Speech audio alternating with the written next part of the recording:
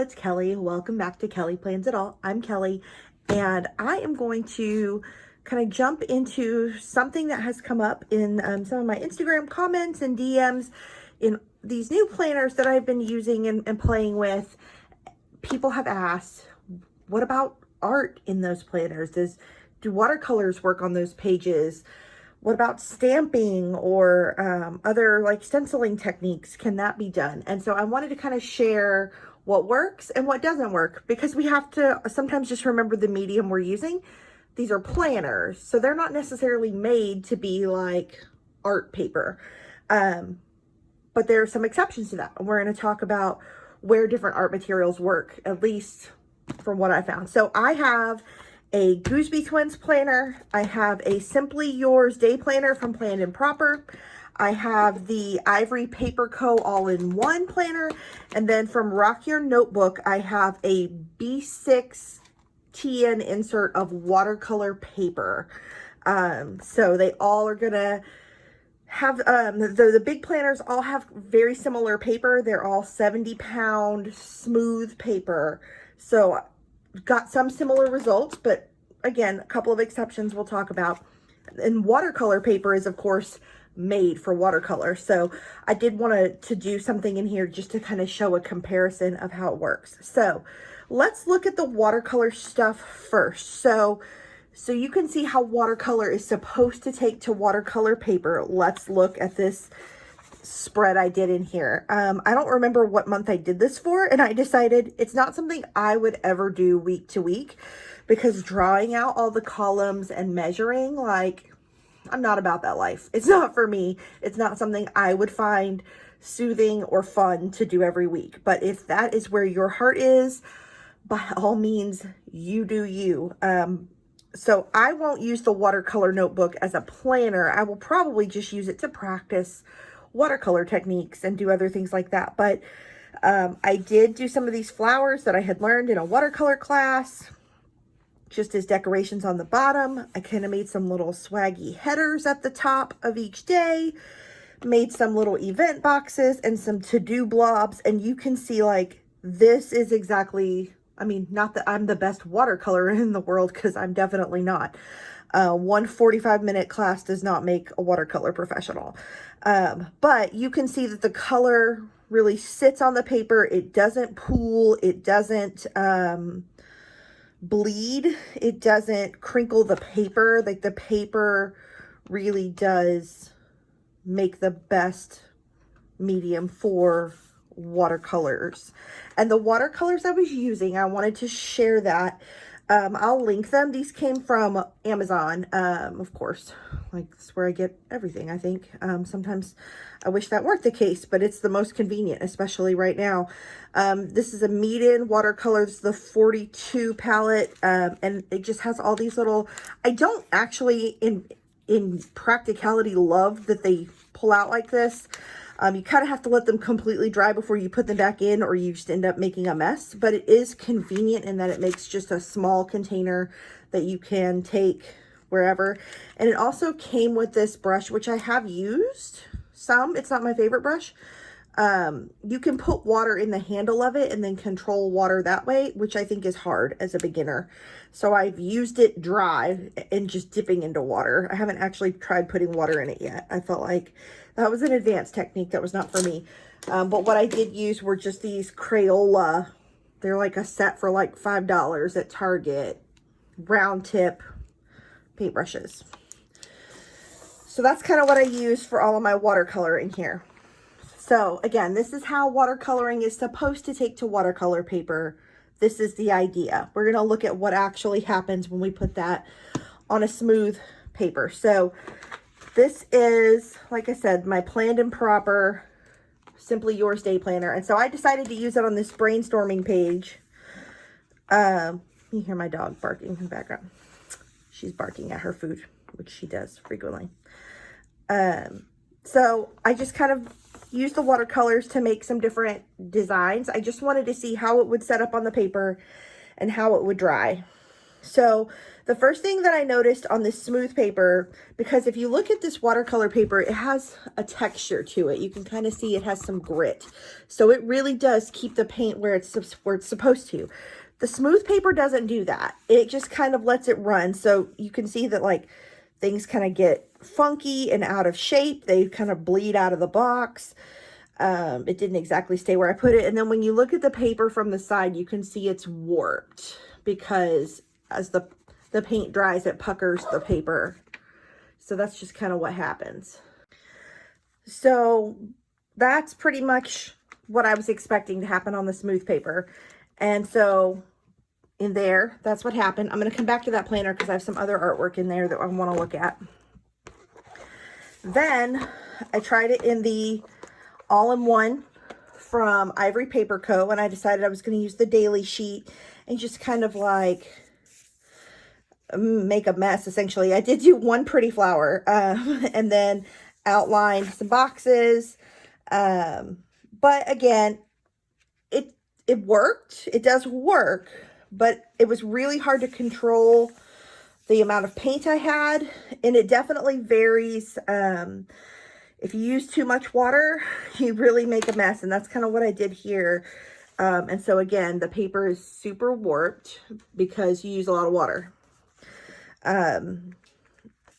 So in general, I wouldn't recommend watercoloring on these pages or really any 70-pound smooth paper. It's great, writes like a dream, does what a planner should do. Not great for watercolor.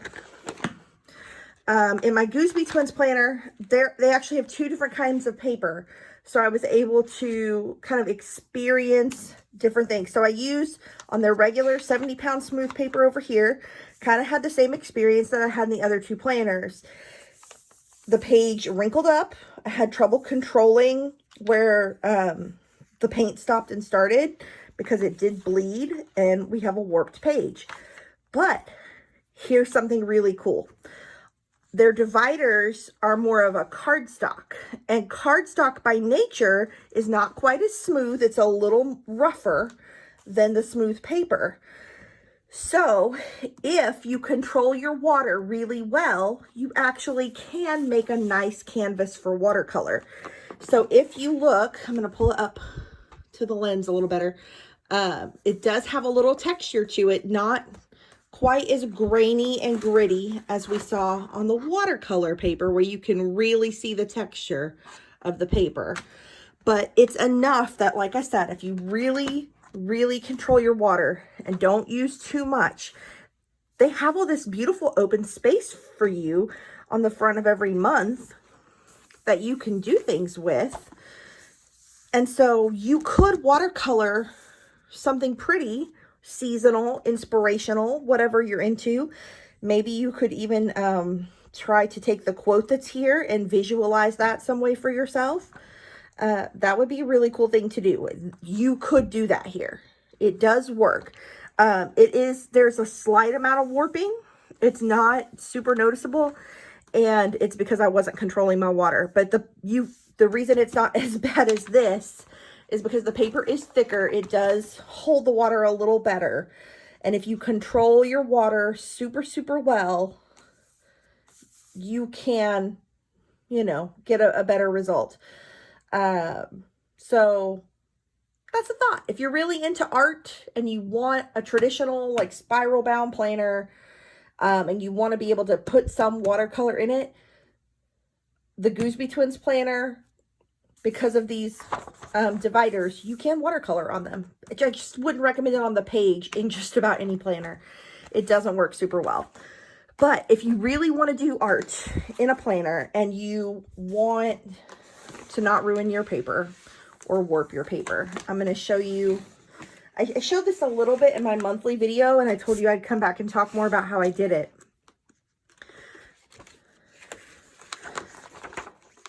So you can use these inks and stencils to create art in your planner, and that's exactly what I did here. I used, this is the Ken Oliver Color Burst ink pads. They come in little packs like this, like 4 to a pack. And they are they're a water reactive ink. So if you wanted to get them wet and watercolor with them on watercolor paper, you could totally do that. But if you want to use them on planner paper, they're dry. They're like a chalky ink. So they don't smear. You just put it down and it lives there gorgeously. So I wanted to show an example of how to do that just really quickly. So I'm going to use my watercolor paper because it's the blank paper I have sitting around, but it does work perfectly in planners. I totally did this and loved it. So I'm going to just grab my next sheet of paper here. What I would recommend, I'm not going to do it because I'm not great at taking my own advice, is use some washi tape and washi that to the page you're working on so that it doesn't move. I'm just giving a quick example, so I'm not going to do that. So you pick your colors you want. I picked this little hibiscus stencil, and I just bought like a pack of mixed stencils of different patterns. That's where I got a mermaid one. I got some different florals, different just like geometric patterns on Amazon. But craft stores have all kinds of stencils too. But I'm going to do this lime green for the leaves, and then this fuchsia on the flowers. And so it's just a little ink like that. And then you get these brushes. These are the Ken Oliver, they're paint brushes, but they're really good for this. I actually learned how to do this at the Chicago Planner Conference and then had to immediately buy all the things. So you just kind of get the tip of your brush really good and covered, and then you're just dabbing. And I'm just going to try to hold my stencil in place. And if you need more color, you just get some more color. Try to hold that with my baby nail. And you just dab it on. Like I said, I'm not taking my own advice in using washi, so I'm just trying to hold this really straight. And dab, dab, dab. And if you want to layer colors, like, you know, I kind of like ombre-ed that bit over here, you can certainly do that. You don't have to stick to just one color for one thing. Again, I'm just trying to make a quick little example here. So you dab, dab, dab. I'm going to sit that over there. See if I can get it to not roll. Do y'all ever have that problem? Like, your stuff's just rolling away? Okay, again, I'm not using washi, so I'm trying not to lose my spot there. And then I'm going to use this littler brush. And then because these are water-based and water reactive, they wash out of these brushes super well when you're done. You don't have a big mess.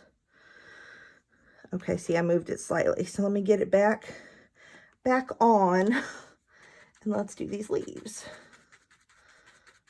This is the same green I used right there.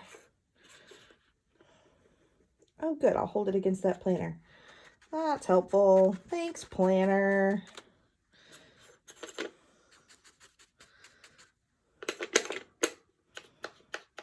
Sometimes when you're crafting, do you ever find that you just need more hands? I find that often. Like, more hands would just be super great. If I could just be like stitch for 5 seconds and have 6 hands. Or, you know, I could also take my own advice and use the washi. That would probably also be a hot tip that I did not take. Okay, let's see the reveal. Ta-da! So like that simple, you could make something pretty. You could do that as a design on like a greeting card for somebody, or on one of the monthly sheets in your planner. And the great news about these is they work on this smooth paper like a dream. Like a dream. This was so easy. I did use washi tape when I did this. But you could very easily, and I've thought about doing it and I just haven't done it. Go to like your weekly page and you could, you know, like washi that out, kind of like you would use painter's tape, you know, and cover up any spot you didn't want there to be ink. And you could make yourself event boxes. You could maybe color every other column a different color. if you didn't want to use stickers, or if you wanted to give your stickers something to pop off of color-wise, you could totally use this in a weekly spread, and I need to do that. I keep saying I'm going to, and I only got as far as using it in the monthly, so that will probably be my next planner art project. But this was just a quick video. I just wanted to share kind of the possibilities that I found in using watercolors and inks in planners. There's probably craftier people than I who could figure out different ways to do this, but this is what's in my wheelhouse. So I'm interested for people to take this idea and run with it. Let's come up with other ways to decorate our planner. Not that I don't love stickers. My goodness, I have a sticker problem, and I do love stickers. But sometimes it's fun to think of something new to do. And sometimes you find out you really need the right paper for the job, and the planner is not it. And I think that is the case with watercolor. You really need to use something that has watercolor paper, or maybe even like a mixed medium craft paper would probably work. But I would not, we love the smooth paper for writing on, but it is not great for watercolor. But some options, some things to play with. So come and hang out with me on Instagram. Drop some comments here. Like, I really do like hearing from you guys and hearing what you're getting out of my videos, or what you want to see from me next. I just really enjoy getting to share my experience, and I hope that it is beneficial to somebody out there. So drop a comment. Tell me what you liked. Tell me how you're using art supplies in your planner. Or maybe you're not a planner and you just like using art supplies. Give me an idea. Give me something new to work with. I am all for it. So thank you so much for being here. If you liked this, please subscribe so you can see whatever I share next. It's, you know, randomness sometimes, but always planners, usually something Broadway, and always with a grateful heart. Thank you so much. See you next time.